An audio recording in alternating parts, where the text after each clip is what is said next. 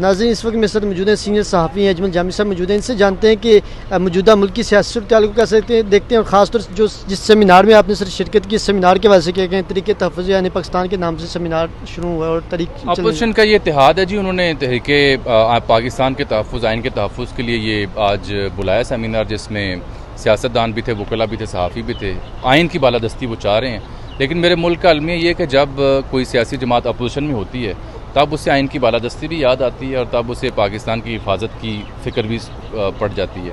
لیکن جیسے ہی وہ گورنمنٹ میں جاتی ہیں تو وہ پھر اپنی من مرضی کے قوانین متعارف کروا کے اپوزیشن کو دبانے کی کوشش کرتے ہیں.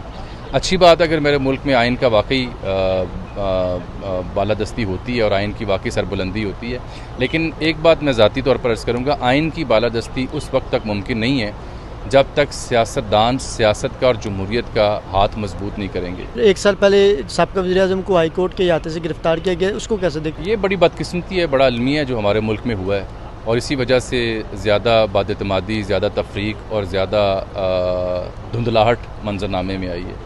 بہت بہتر ہوتا کہ اگر ہم اس معاملے کی تحقیقات کروا کے ملزمان کا تعین کر کے ان کو سزا دے دیتے, اور بہت بہتر ہوتا کہ تحریک انصاف اپنے آپ کو ان لوگوں سے دور کرتی جو لوگ اس میں ملوث تھے اور ان کو سزا دینے کے حق میں بات کرتی اور اس کی مذمت کرتی.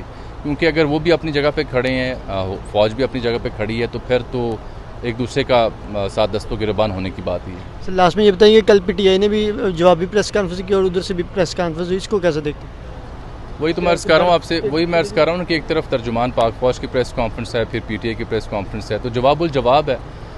اس میں ہم الجھ رہے ہیں, حل تو نہیں مل رہا نا, الجھاؤ ہی آ رہا ہے, تو یہ بدقسمتی. ہر ایک چیز کا کرنے کا طریقہ ہے. آپ نے ان کو گرفتار کرنا تھا, ان کو گرفتاری بڑے الگ طریقے سے بھی کی جا سکتی تھی, لیکن میک شور کیا گیا کہ ان کو گھسیٹ کے لے جایا جائے, ان کا گریبان پکڑ کے ان کو لے کے جایا جائے, اور پھر عوام جو ہے وہ چپ چاپ ہاتھ پہ ہاتھ رکھ کے بیٹھے رہیں اور کچھ بھی نہ کریں.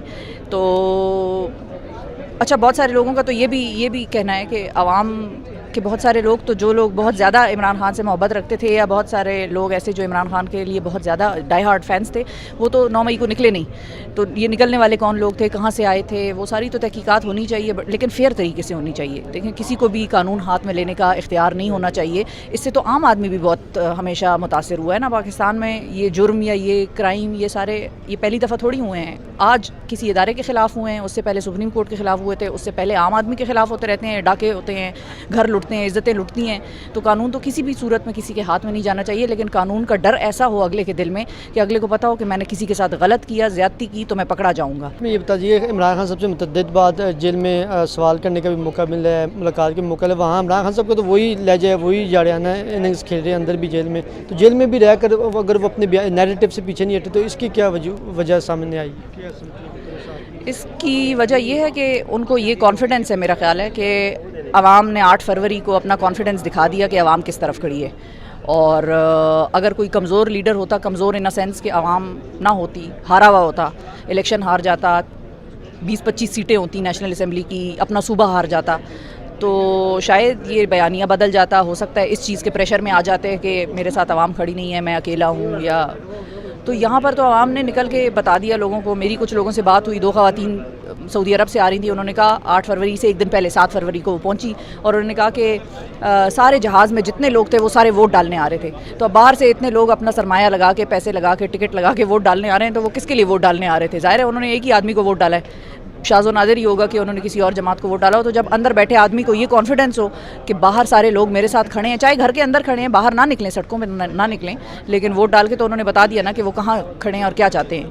تو ان کو اس چیز کا کانفیڈنس ہے کہ لوگ میرے ساتھ کھڑے ہیں. اور ہاں, ہو سکتا ہے کہ ان کو اس چیز کی انزائٹی ہو کہ اگر میں اپنے بیانیے سے پیچھے ہٹا تو یہ لوگ مجھ سے پیچھے ہٹ جائیں گے, یہ بھی ہو سکتا ہے. تو ابھی ان کے مائنڈ میں بھی بہت ساری چیزیں چل رہی ہوں گی, آئی ایم شیور. وہ اندر بیٹھ کے بھی یہ سوچ رہے ہوں گے کہ اپنے لوگوں کی, اپنے جو ووٹر ہیں, سپورٹر ہیں, ان کو اپنے ساتھ مزید کیسے چلائے رکھنا ہے.